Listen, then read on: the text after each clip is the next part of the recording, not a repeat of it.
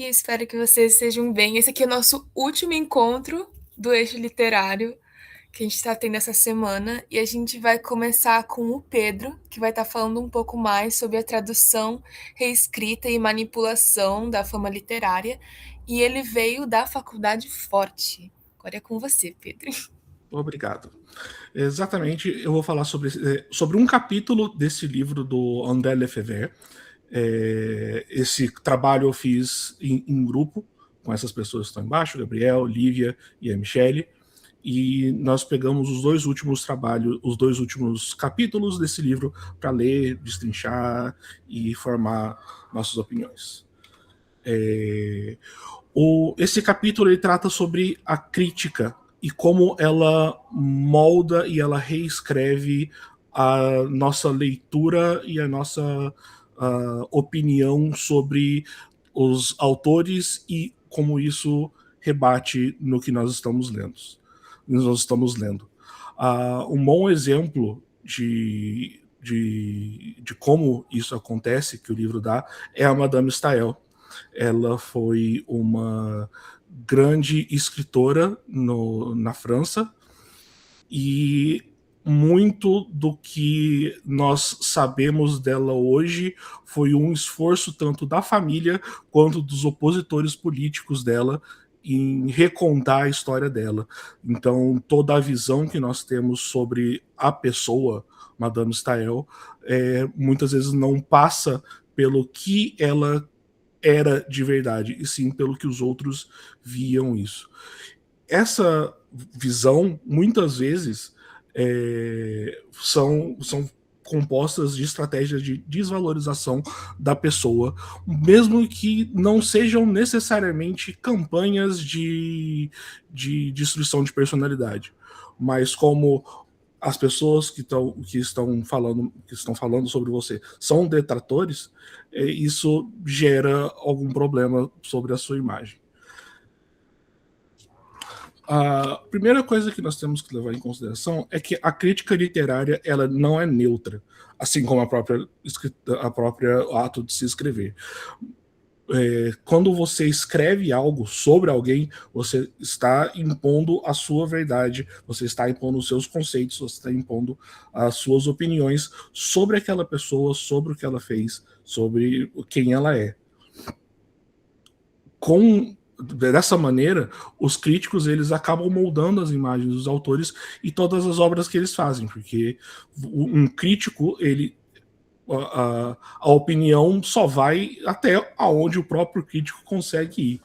Então, se você consome quando você consome o material feito pelos críticos, você também se limita. Isso não quer dizer que crítica é uma coisa ruim. Crítica tem o seu lugar, crítica tem a sua necessidade, mas se você só se pauta pela crítica, você está limitando o que você está vendo ao que os outros acham, não ao que realmente é. Você não está abrindo a sua interpretação para o total daquela obra. Muito dos julgamentos literários que são feitos, aqui falamos literários, mas aqui nós podemos incluir relacionados ao cinema, música e qualquer outro meio que necessita de crítica e que sofre crítica, eles refletem a ideologia das pessoas. E a ideologia das pessoas reflete os valores sociais, porque nós não estamos vivendo num vácuo. Nós estamos envoltos de ideologia 100% do nosso tempo. Nós somos alimentados com a ideologia dominante. Como isso acontece? Os críticos são alimentados pela ideologia dominante e, quando eles criticam, eles refletem essa ideologia de volta para a gente. E o que faz com que isso também faz com que a recepção de quem está recebendo essa crítica, quem está consumindo essa crítica, também seja advinda do contexto histórico e da ideologia dominante. Então isso acaba meio... Quando você não vai à fonte, você fica preso nesse ciclo de consumir e reconsumir a crítica e a ideologia dominante. A partir do momento que você consegue sair e voltar ao material original, você dá tempo, você dá um respiro para a sua interpretação, para que ela consiga absorver uma nova ideia e, quem sabe, quebrar, pelo menos um pouco, a ideologia dominante que está sendo requentada ali o tempo todo, através de só consumir a crítica e não consumir o material real. Quem foi Madame Staël? Madame Staël foi uma escritora intelectual francesa, que realmente foi Madame Staël, né, na verdade. Mesmo que ainda assim um pouco envolto de ideologia, já que todos nós temos. Ela foi uma escritora intelectual francesa. Ela, na época, foi conhecida por ser uma furiosa opositora do Napoleão, defensora do cosmopolitanismo europeu. Porém, sua obra foi julgada muito pelos fatores extraliterários.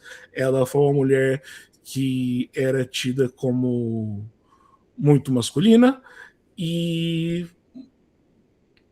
tinha namorados, por assim dizer, em vários cantos da cidade. Os críticos utilizavam a estratégia no seu gênero, biografia, psicologia e nacionalismo, já que todos os críticos dela são ou homens machistas ou parentes muito próximas que queriam limpar a imagem dela e transformar ela em uma pessoa mais bem vista, já que ela era considerada para a época uma pessoa tão extrovertida, por assim dizer, e psicologia também, porque são coisas que entravam com ideia de gênero, e muitos franceses mais o que a gente pode dizer assim, que iam de encontro, que não concordavam com ela, também tinham muito problema com ela, e ainda tem. As críticas dela os críticos dela, ferrenhos, vão até mais ou menos os anos 80, fazendo críticas diretas, não só à obra dela, mas muitas vezes a pessoa da Madame Staël. Como eu disse, o seu talento era descrito como viril, porque uma mulher não poderia ter o talento que ela tinha. Ao mesmo tempo que a sua produção intelectual era reduzida a status de conversação, a sua vida amorosa era utilizada para enfraquecer a sua imagem pública, porque onde já se viu uma mulher de bem dormir com tantos homens. E De l'Allemagne, que é o livro mais conhecido dela, sofre rejeição, muitas vezes até, como eu disse, até os anos 80, por motivos nacionalistas, porque ele faz uma crítica à França através de uma visão do que era a Alemanha da época dela, da época de Napoleão, aonde ela cita as coisas que ela via como sendo positivas na Alemanha e negativas na França napoleônica. A crítica, ela pode funcionar como um mecanismo de manipulação cultural. Tudo depende da vontade do crítico. Ele tem esse poder na mão. A fama literária, ela é totalmente socialmente construída e ela não tem ligação nenhuma com o que a pessoa escreveu. A gente vê hoje que muitas pessoas são famosas por serem famosas. Elas não são famosas por escreverem um livro. E muitos autores também acabam se transformando nisso. Eles podem iniciar com um livro, mas a fama deles ultrapassa. Exatamente por isso, porque a partir do momento onde você começa a falar mais do autor do que da obra, o autor começa a ser mais importante do que a obra que está sendo escrita. Ideologia e gênero influenciam o cânone literário, isso fica cada vez mais patente, e Madame Stael é um bom exemplo disso, já que várias mulheres são apagadas da história do cânone literário simplesmente por serem mulheres. A gente tem um exemplo maravilhoso aqui. Como para vocês verem, eu sou uma pessoa que gosta dos livros dela, eu tenho os livros dela e não vou me lembrar o nome dela, mas a nossa Academia Brasileira de Letras foi fundada basicamente por um marido e uma mulher, e ninguém lembra o nome dela, sendo que ela foi uma das maiores escritoras da nossa época. Não da nossa época, mas do nosso país. O julgamento literário nunca é totalmente neutro. A verdade é que o julgamento literário nunca é neutro. Neutro nem sabonete de bebê. Todos nós somos permeados pela ideologia, algum tipo de ideologia, mesmo que você consiga de algum modo lutar contra a ideologia vigente, você ainda é influenciado por ela, porque você está num mar de ideologia o tempo todo. Então não tem não tem uma maneira de se fazer um julgamento, se fazer uma crítica sem que a ideologia esteja presente. E aqui a gente fica com uma frase do próprio Lefebvre: que escritores, críticos, editores e tradutores exercem enorme poder na construção da fama literária. Muito obrigado, espero que vocês tenham gostado.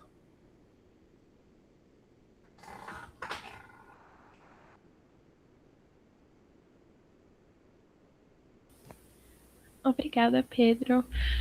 Alguém tem alguma pergunta para ele?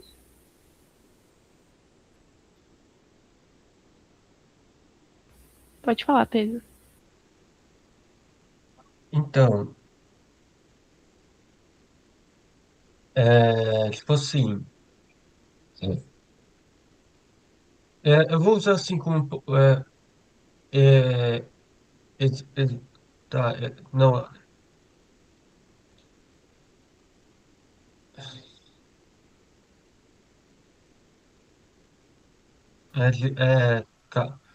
desculpa, porque assim, essa coisa é aquela coisa, né? Assim, tá, vou elaborar assim um exemplo, tipo, tem um autor que na época ele não ficou conhecido porque o estilo de história e escrita dele estava muito, não era comum para a época dele, então isso gerou uma rejeição, as pessoas, né, ele foi muito criticado, aí só muito tempo depois que ele teve o seu devido reconhecimento e outros fatores também, né?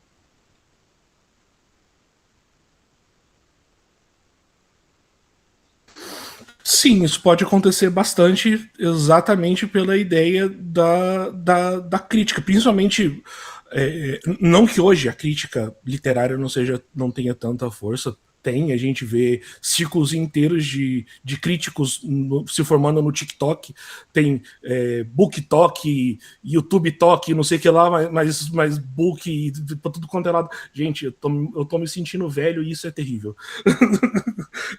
Eu sempre fui de leitura e eu não faço parte desses grupos que as pessoas ficam falando de livro de jeito nenhum. É assustador. Mas a crítica nessa época, ela pode simplesmente ter consumido a gente. O exemplo do próximo autor que eu vou falar na próxima palestra, o Edgar Allan Poe. Ele era extremamente adorado por outros escritores. Uma das primeiras pessoas a traduzir O Corvo, quando ele saiu, foi. Eu tô com Goethe na cabeça, mas não é Goethe.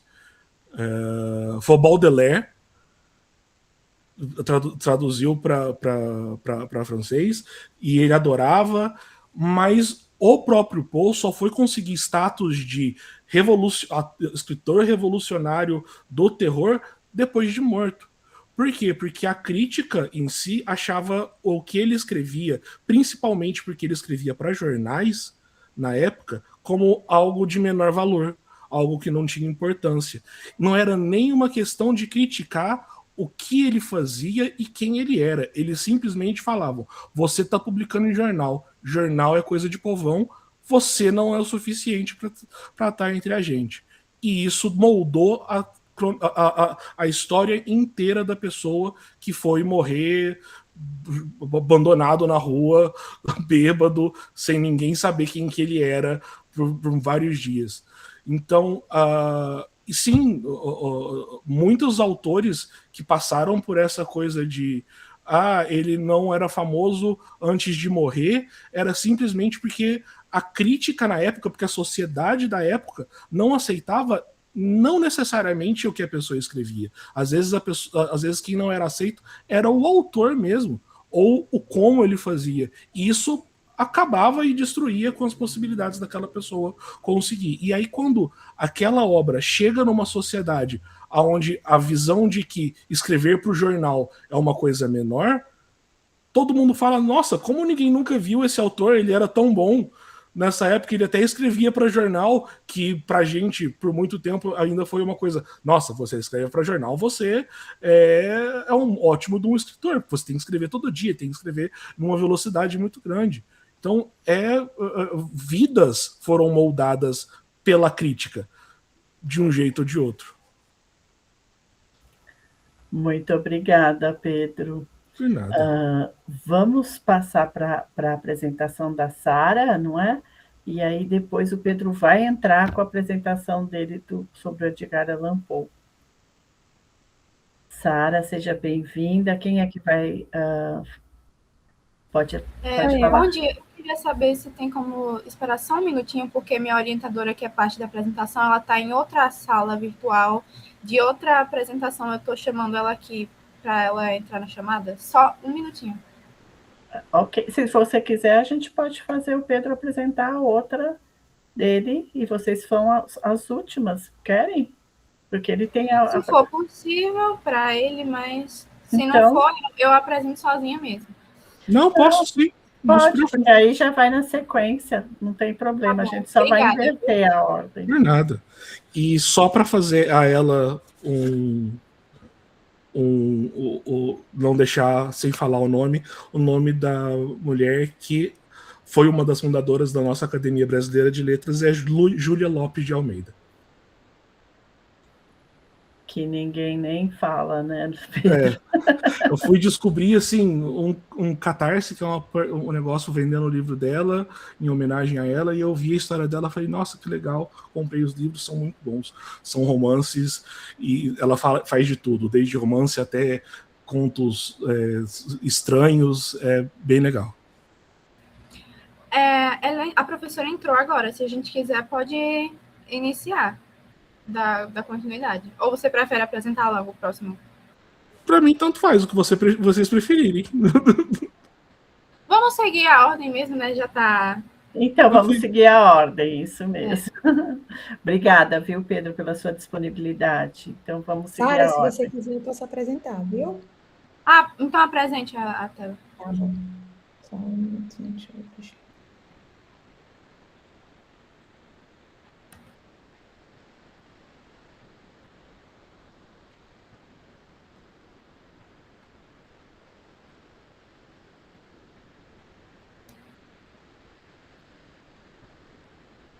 Ok. Podemos ver perfeitamente. Pode ir, professora. Obrigada. Bom dia, pessoal. Eu me chamo Sara Freitas, eu sou graduanda do curso de Letras Português e Inglês da Universidade Federal de Sergipe. E junto com a professora Juliana Barreto, eu vou apresentar hoje para vocês o trabalho que é intitulado Quem forma leitores? O professor leitor como uma referência cultural e intelectual necessária. Esse não é um título definitivo, né, porque se trata de uma pesquisa qualitativa de revisão bibliográfica que ainda está em andamento, mas que o foco central é na pergunta que nomeia o título. Essa pergunta ela surgiu a partir de uma percepção que é muito presente dentro dos próprios cursos de letras atualmente, que é o fato de que cada vez a gente tem encontrado mais estudantes que entram na graduação sem possuir uma relação que seja significativa com a literatura. E muitas vezes esses mesmos alunos, eles acabam demonstrando uma certa afinidade por outras áreas do curso, e atravessam essas disciplinas de literatura somente como uma exigência curricular, porque é obrigatório. E aí, isso nos levou, né, a um questionamento que parece simples, na verdade parece muito simples, mas que tem implicações que são profundas, que é a pergunta: quem forma leitores? São pessoas que também se reconhecem como leitores ou são simplesmente pessoas que têm uma formação acadêmica para ensinar literatura, um diploma? Então, a nossa discussão ela não parte da ideia de que o professor ele precisa performar um ideal intelectual, não. Mas o que a gente busca refletir é sobre como a relação pessoal do docente com os livros ela vai atravessar, inevitavelmente, né, a prática pedagógica dele e a maneira que ele vai apresentar a literatura para os alunos. Então, pode passar, Ju. Pronto. E quando a gente começa a pensar nisso, exige também que a gente reconheça um aspecto que é histórico, se a gente analisar socialmente, da figura do professor. Porque se a gente parar para pensar bem, o professor, o docente, ele sempre foi visto como uma figura que é uma referência de comportamento, uma referência de conhecimento e também uma referência mesmo de posicionamento, de postura diante do mundo. Então, mesmo que não exista, como eu falei, né, essa obrigação moral de que o professor ele é responsável individualmente pela formação de leitores, porque ele não é, mas existe um impacto simbólico que é muito forte, que a gente precisa considerar, né, com relação às atitudes que ele demonstra em sala de aula. Porque se a gente for levar para a prática, quando um professor de literatura ele chega lá na sala de aula e ele acaba demonstrando de uma forma ou outra, pelas suas atitudes, que ele tem um certo desinteresse pela literatura. Isso vai comunicar alguma coisa aos alunos. E aí, diante dessa situação, né, o aluno ele pode perceber esse desinteresse e pensar: poxa, se nem o professor gosta de ler, por que isso devia ser importante para mim? Então, pode parecer um pouco óbvio, né, afirmar que um professor de literatura precisa gostar de literatura. Mas a gente sabe que o óbvio muitas vezes está muito distante da nossa realidade, né? E é justamente por isso que ele precisa ser dito, precisa ser debatido. Então, o nosso trabalho, ele tenta mostrar, assim, que a mediação da leitura, ela não vai acontecer somente pelo conteúdo em si que é ensinado, mas também pela maneira como o professor ele vai se posicionar em sala de aula diante da própria experiência que ele tem como leitor. E aí, dentro dessa discussão, né, a gente passa a entender o professor leitor como uma referência cultural e intelectual necessária, que faz parte do subtítulo do trabalho. Por quê? Porque a experiência pessoal que ele tem com a literatura vai influenciar diretamente nas escolhas que ele vai fazer em sala de aula. Isso desde a seleção das obras que ele vai escolher para conduzir, a forma como ele vai conduzir os debates, a forma como ele vai retirar certas interpretações do texto e apresentar a literatura, né, em si aos alunos. Então, a literatura ela deixa de ser apenas um conteúdo escolar e passa a ser mediada por alguém que possui ou não possui, e aí é justamente a problematização, uma relação viva com ela. Aí, se vocês observarem no canto direito, a gente trouxe uma citação de Hildo Cosson, que é um dos autores trabalhados no nosso referencial teórico, que ele afirma o seguinte: nossas escolhas como professores de literatura ou como simples leitores são sempre mediadas pelas instâncias que fizeram as obras chegar até nós. O que fazemos, normalmente, é selecionar, dentro desse recorte, o nosso próprio recorte. Então, relacionando aqui com a apresentação anterior do colega, que ele falou que a gente precisa perceber que não tem como ensinar literatura de maneira neutra nunca. Então, as experiências do professor, o repertório, até os próprios afetos, né, do professor vai interferir na maneira como a literatura vai chegar ao aluno. Então, é por isso que é muito importante, né, que a gente reconheça essa questão da importância que o professor leitor ele tem, né? E isso, como eu já disse no começo da abertura, né, não significa que a gente vai responsabilizar ele sozinho, não, pela formação dos leitores, mas que a gente precisa entender que a relação que ele tem com os livros vai ter, sim, consequências reais dentro do processo educativo.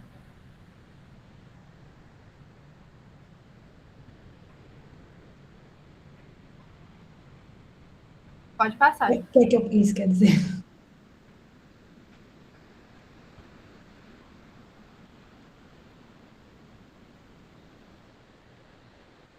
Pronto, Sarinha, pode continuar. Aí entra também essa questão do papel da universidade na formação desses professores. E a gente começa a pensar também no papel das disciplinas, como eu disse, né? Das disciplinas dentro da graduação de letras, porque mesmo quando a gente chega assim na universidade sem ter uma relação consolidada, né? Que é algo que tem acontecido muito, a formação acadêmica ela pode criar essa possibilidade de aproximação para quem ainda não tem, né? Que a gente sabe que na escola nem todo mundo, né, acaba construindo essa relação. Então, vai depender muito, eu acho, né, da forma como a disciplina é conduzida. Quando a literatura ela aparece só como obrigação avaliativa, vai afastar, existe esse risco de afastar ainda mais o futuro professor da experiência leitora, mas quando ela é trabalhada como uma experiência subjetiva dentro da universidade, esse espaço pode contribuir para a formação desse professor enquanto um sujeito leitor. E aí a gente passa a entender, né, que a universidade tem um papel que é fundamental, justamente porque ela participa diretamente na formação intelectual e cultural desses futuros docentes. E aí, além da questão de transmitir os conteúdos sobre, sei lá, escolas literárias ou teoria da literatura, enfim, todos esses conteúdos que são base, né, das cadeiras obrigatórias de literatura. A gente vai perceber que a formação em letras, ela precisa criar espaço para que o estudante desenvolva essa relação pessoal com a leitura, considerando, né, a realidade, o contexto que foi apresentado, né? Então, quando a gente pergunta quem forma leitores, a reflexão que o nosso trabalho propõe é justamente essa, de que talvez leitores sejam formados, antes de tudo, né, por pessoas que também se permitem viver a literatura como uma experiência pessoal.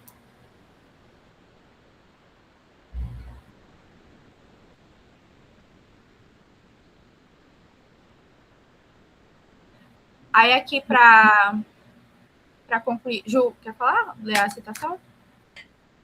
Não, pode continuar, só porque eu... Mas no final eu fecho no final. Sim.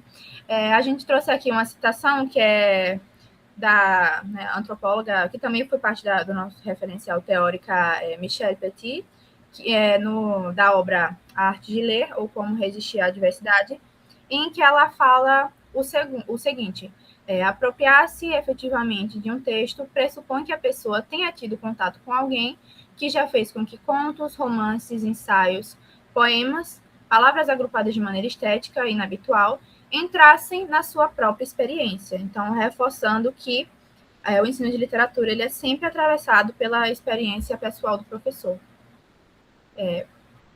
E é isso, pode passar, Ju. Muito obrigada. Muito obrigada pela sua apresentação, Sara, foi ótima. Agora, se alguém tiver alguma pergunta, esse é o espaço para vocês perguntarem. Eu queria só fazer um comentário, né, como orientadora de Sara, dizer, né, é que a gente, como professora, a gente fica meio fã dos nossos alunos. Meu, não, acho que totalmente, né, Rita? E aí, assim, eu sou apaixonada por essa menina, porque eu acho que ela, às vezes, parece mais comigo do que minha própria filha. É incrível. Ela se joga em tudo. E aí, quando eu vejo Sara na vida, assim, como aluna, né? Eu digo, gente, como eu dei trabalho meus pais, porque ela sai assim, tudo o que ela vê, ela se joga, sabe? Tipo, ela é minha monitora em línguas, ela é minha orientanda no PIBID, ela é isso aí, gente. Ela está apenas no 5º período e, assim, ela é boa em literatura, ela é boa em inglês, ela é boa como professora, ela é aquela menina que podia escolher, assim, ir para a literatura, ir para a linguística aplicada, e aí, assim, eu fico, gente... e assim, eu acho que o mais legal de tudo, e é uma coisa que eu digo para todos vocês aí, se joguem, aproveitem a graduação, porque a graduação é tão rápida, ela passa assim 4 anos, e assim, a gente pensa durante essa fase, a gente diz, ai, que demorado, ai, que pesado, né, Rita? Mas passa muito rápido, gente. Então, assim, façam igual a Sara, se joguem tudo, se aproveitem tudo que vocês puderem, porque vocês vão sentir muita falta quando acabar. Então, assim, só dizer que Sara está de parabéns, que ela é uma menina maravilhosa e, assim, tem um futuro, né, incrível pela frente. E é isso, a gente fica só babando pelos nossos alunos, pelas nossas alunas maravilhosas. É isso. Obrigada, Sara. Sara me ensinou muito. Alguém tem alguma pergunta, pessoal? Gostaria de fazer algum comentário? Eu tenho aqui, olha, primeiro agradecer a oportunidade de ouvir vocês. Eu acho esse trabalho que vocês estão desenvolvendo excelente. Parabéns, Sara, parabéns, professora Juliana. Como professora de literatura aqui na Faculdade Cultura Inglesa, eu fico sempre pensando, né, quando vocês falaram que está muito ligado ao nossa vivência, não é? Eu sempre procuro colocar mulheres nas minhas disciplinas, e às vezes eu vou buscar aquelas contemporâneas ali que ninguém conhece, eu falo, gente, será que eu posso por isso aqui? Não devia estar mais preocupada com ENAD, sabe essas coisas? Mas eu acho que é isso que, o que a gente gosta, que a gente faz com amor, é que acaba ficando, não é? E vocês pensaram também, eu sei que não faz parte, mas vai ter algum lance na pesquisa sobre a família, a importância da família em formar leitores? Sara. Então, como a questão da pergunta, né, de pesquisa foi focada mais na entidade do professor, a monitora falou alguma coisa? Não, né? Não. Como foi focada na questão mais da experiência do professor em si, a maneira como ele constrói essa relação pessoal e apresenta a literatura aos alunos, então acabou não entrando assim dentro da discussão teórica em si, o papel da família na formação de leitores, mas a gente sabe, né, que gera um escopo totalmente maior, já para uma pesquisa separada, inclusive, né, por ser algo que abarca tantas questões. E sim, a gente, né, precisa considerar o papel da família na formação desses leitores, porque, como eu disse, a gente não pode responsabilizar o professor individualmente por isso. Então, já acaba trazendo essa questão também da responsabilidade da família, né?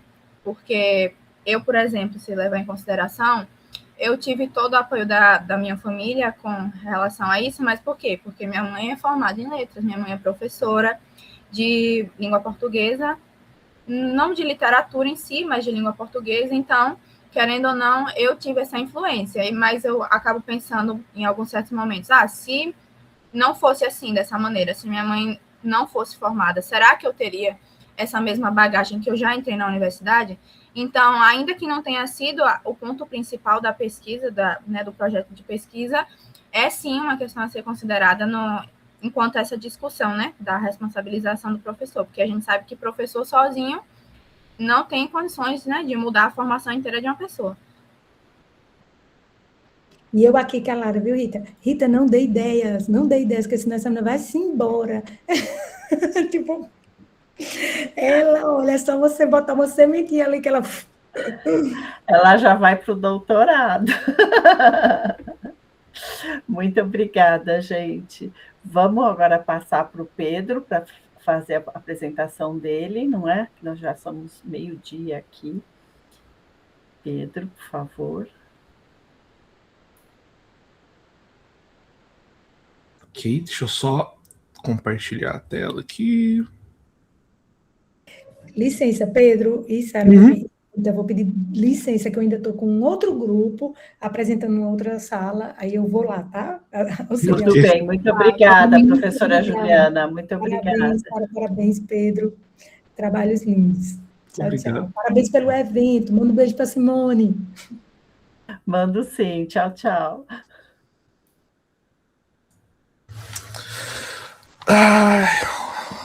Olá de novo, pessoas. Agora eu vou falar sobre o Corvo. Essa é uma apresentação sobre o meu TCC, que está sendo produzido neste exato momento que nós falamos. Pedro, oi. Você está compartilhando a tela inteira, a gente não está vendo a sua apresentação.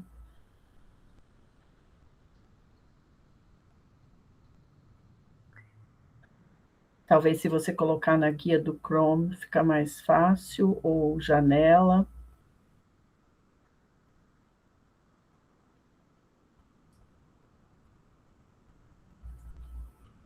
Tá dando certo agora? Ainda não, estamos vendo a sua tela cheia. Que estranho. Se você quiser passar para mim aqui pronto, no chat.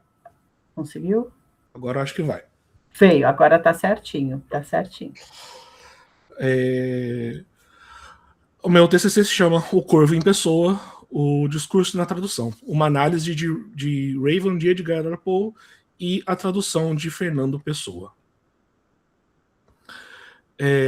Qual é o problema da pesquisa? A tradução é uma transposição de um conteúdo... Bom, vamos falar desde o começo. O que é a tradução? A tradução é a transposição de um conteúdo de um idioma para outro. É uma tarefa que vai além da gramática e do sentido superficial. Textos possuem discursos que emergem das discussões materiais. Ao se traduzir, as condições se alteram, o tradutor não é um autor, os objetivos são diferentes e todo o contexto ao redor do ato de produzir o texto é provavelmente diferente. Então nós ficamos com a pergunta: a tradução adiciona ou subtrai do discurso original? É possível que o novo discurso seja idêntico ao original?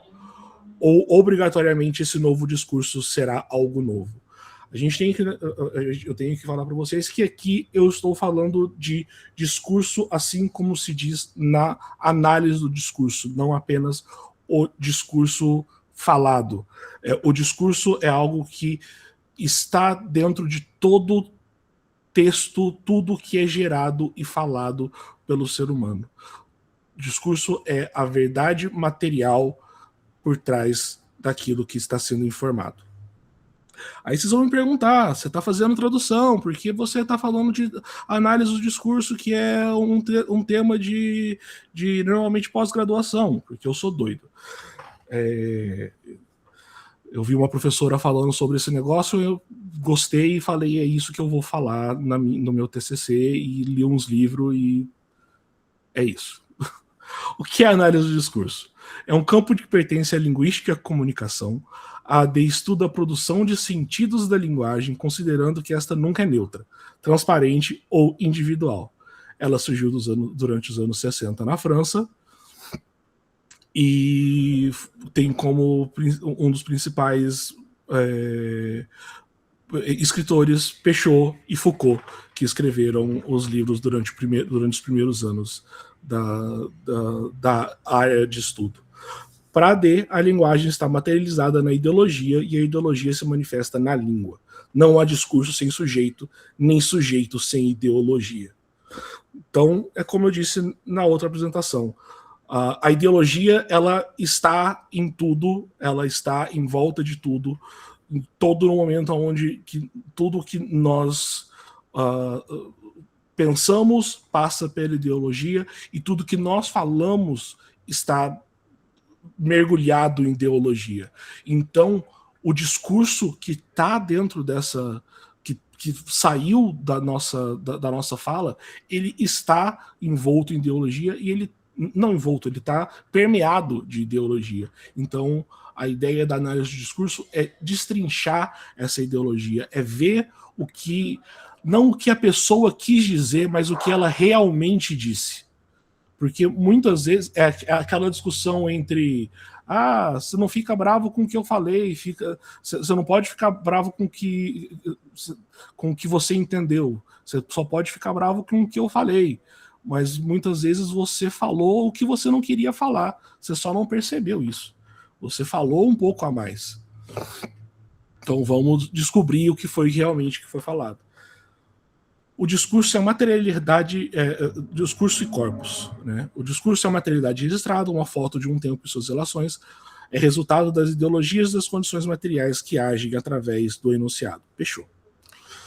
Corpus é o conjunto de textos submetidos à análise.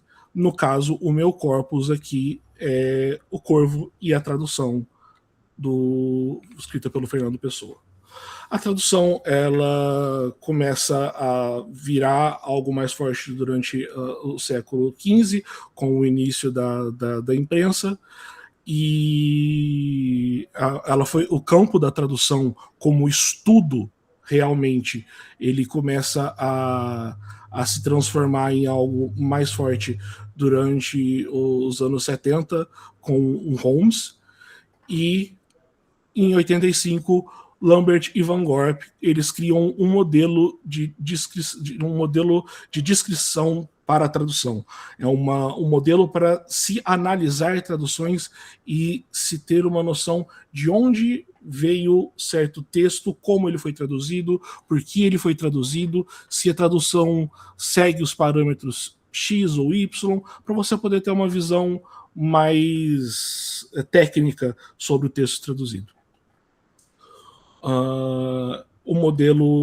Esse modelo sintético ele foi baseado num outro modelo que dizia que toda tradução tem dois estágios, dois sistemas. Um sistema que é composto por leitor, tradutor e texto, e um outro sistema que é composto por...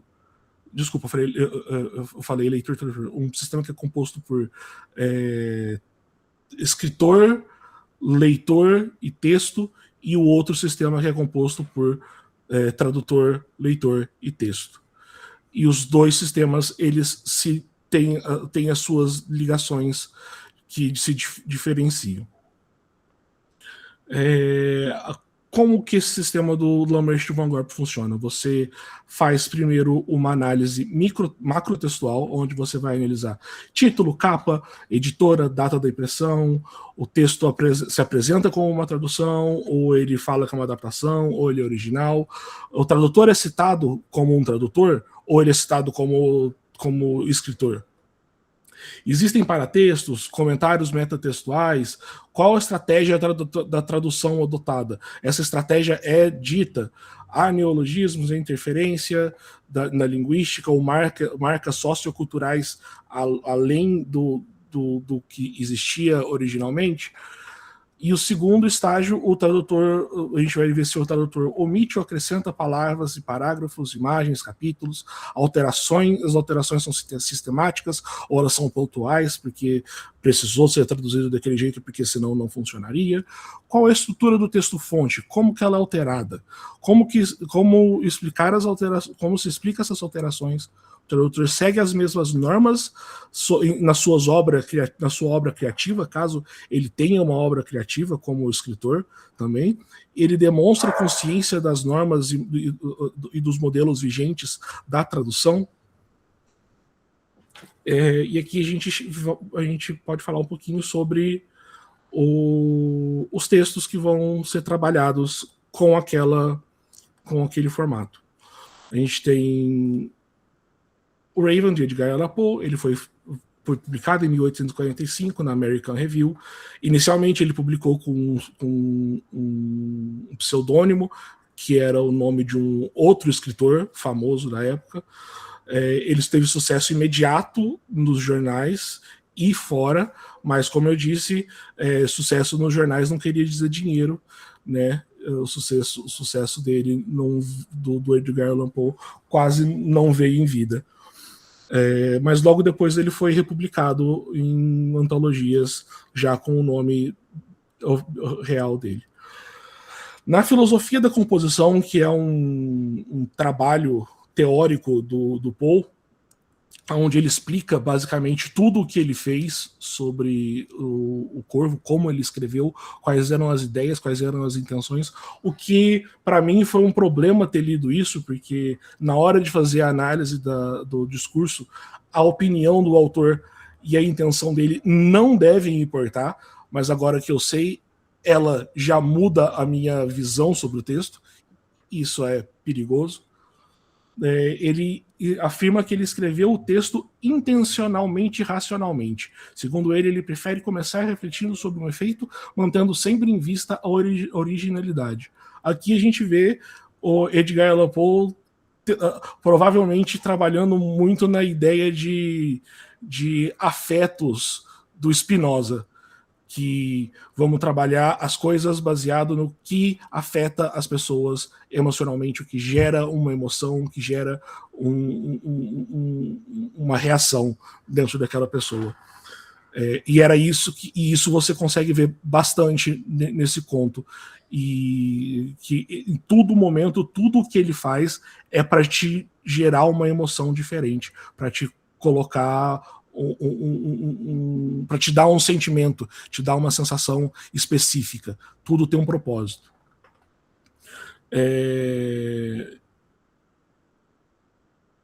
Eu escolhi esse poema principalmente porque ele na minha opinião, ele é incapaz de esconder os seus temas.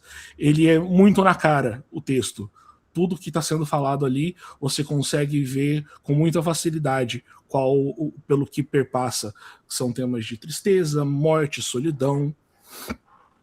Ele não fica tentando se esconder. Exatamente, eu acho. Isso tem muito a ver com o objetivo, com a vontade do Poe de como ele escreveu. E O Corvo, do Fernando Pessoa, que foi escrito em outubro de 24. Ele foi publicado na revista Atena, com esse texto ritmicamente conforme o original. Como eu disse antes, isso é uma coisa que a gente tem que analisar, se ele tem paratextos. Isso é considerado um paratexto. A revista era dirigida pelo próprio Pessoa e o Ruy Weiss, o que diz que provavelmente o próprio Pessoa teve ingerência no que foi escrito ali. Então, nós temos dois textos que não foram comissionados. Então, são dois textos que não passaram pela mão de um editor. Eles são dois textos, entre aspas, puramente decididos pela pessoa que escreveu ou traduziu, sem nenhum tipo de censura ou necessidade de edição por espaço ou alguma coisa assim. Pessoa não recriou de modo preciso, não apenas recriou de modo preciso os efeitos do texto em inglês em todos os planos, sentido, metro, rima, como também por meio de uma pequena mudança chegou a aperfeiçoar o texto original. E esse foi o motivo de eu ter escolhido esse texto, essa versão do Corvo, dessa tradução, para poder fazer essa comparação, porque ela é uma versão que se assemelha muito. Logo, se ela se assemelha muito, a gente precisa descobrir se o discurso se assemelha também. Por que a análise lexical? O que seria a análise lexical? Ela é um aporte metodológico dentro da análise do discurso. Eu vou utilizar a análise lexical para fazer a análise do discurso. Os sentidos produzidos nos textos não decorrem exclusivamente da estrutura linguística, mas também das condições históricas, sociais e ideológicas de produção do texto. O estudo das escolhas vocabulares, das recorrências e dos campos semânticos possibilita identificar regularidades linguísticas relevantes para a compreensão dos efeitos do sentido do corpus. Em outras palavras, as palavras que são escolhidas, elas fazem diferença, porque uma pessoa escolheu uma palavra, tem um motivo para ela ter escolhido aquela palavra. Pode ser porque ela queria, mas ela querer tem um motivo. E esse motivo é o que a gente está procurando. As palavras, expressões, proposições mudam de sentido segundo as posições sustentadas por aqueles que as empregam. Elas adquirem esse sentido de referência às formações ideológicas nas quais essas posições se inscrevem. Repetição. Como nós vamos fazer essa análise? Através de analisar a repetição. Quais palavras se repetem? Com que frequência? Qual a recorrência qual a relevância dela sobre esse discurso? Quais as palavras têm maior peso e centralidade para o sentido geral do texto? Nisso a gente vai analisar tema, ver quais palavras se encaixam com o tema, quais não. Quais categorias lexicais predominam, como moldam e como constroem o discurso. Aí já a gente entra meio que num serviço de corpus da linguística, onde nós vamos analisar as palavras uma por uma e comparar elas, né, com elas mesmas para ver o que é verbo, o que é pronome e assim por diante. O método que eu vou seguir é fazer uma análise extratextual, que basicamente, na verdade, é o que eu estou fazendo agora. Né? Eu terminei de escrever toda a parte técnica, tenho uma semana para poder fazer essa análise. Primeiro, uma análise extratextual do texto, título, paratexto, apresentação de tradução, citação do autor, análise microtextual, omissões, acréscimos. Enquanto eu estiver fazendo isso, eu já vou estar fazendo levantamento de palavra por palavra, repetição como campo semântico e peso de uso de cada versão do poema, e terminando com a síntese discursiva, que é a integração dos resultados para fazer uma avaliação e dizer se o discurso foi recriado completamente ou se foi um discurso novo que foi gerado. O que eu estou tentando demonstrar é que toda tradução, em algum grau, é uma criação nova, não só de um novo discurso. Mesmo que a tradução seja a ideia de um mesmo texto, ela ainda é também uma criação que foi feita, e o escritor, o tradutor, leva, mesmo que seja um pouco, tem que levar essa alcunha de criador, de escritor. Mas isso acontece porque as condições materiais da produção, elas não vão se repetir, principalmente como a gente vai repetir as produções materiais de um texto que foi escrito em 1845 e em 1924. E se eu for traduzir o Corvo agora, como eu vou repetir de novo essas condições materiais na nossa situação? Isso é impossível. Eu nunca vou ser um homem de 1845 escrevendo para um jornal. Nunca. Que as escolhas lexicais e estruturas de pessoa revelam posicionamentos ideológicos e estéticos próprios, mesmo em uma tradução reconhecida por sua fidelidade, e a combinação da análise do discurso e estudos de tradução pode oferecer um instrumento analítico mais robusto do que cada área isoladamente, em alguns casos.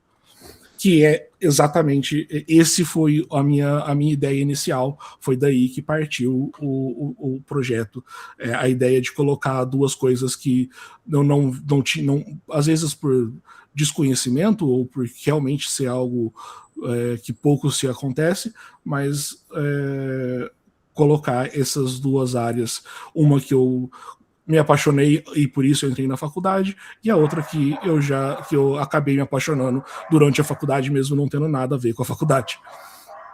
As próximas etapas da pesquisa são a aplicação do primeiro estágio, a aplicação do segundo estágio, a análise lexical comparativa e a síntese dos resultados. Basicamente, tudo. Não, felizmente eu acho que em uma semana eu acabo, se tudo der certo. E é isso, gente. Parabéns, Pedro. Eu espero que você, quando tiver tudo terminado, tenha oportunidade de voltar aqui na faculdade para mostrar para a gente os resultados também. Se tudo der certo, sim. Obrigado. Gente, nós estamos assim, estouramos o nosso tempo, né? O Rodrigo, quem mais que estava como Luísa Baldo, vocês querem falar alguma coisa?